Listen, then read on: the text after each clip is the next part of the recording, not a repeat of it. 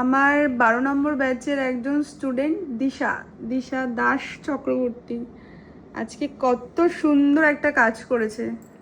আজকেই শিখেছে এইসব আর্টগুলো, আজকেই করেছে। বলো কেমন শিখেছো? আমার তো খুব ভালো লাগছে। ভালো লেগেছে এটা নিজের হাতে করতে পেরে? হ্যাঁ, ভীষণ ভালো লেগেছে। আমি তো খুব খুশি।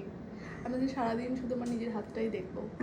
আর কি আমার এত ভালো কি মনে লেগেছে। হচ্ছে এটা করার পরে হাতে কি ফিলিংস কিরকম? মনে হচ্ছে আমি আম্বানির বাড়ি থাকি।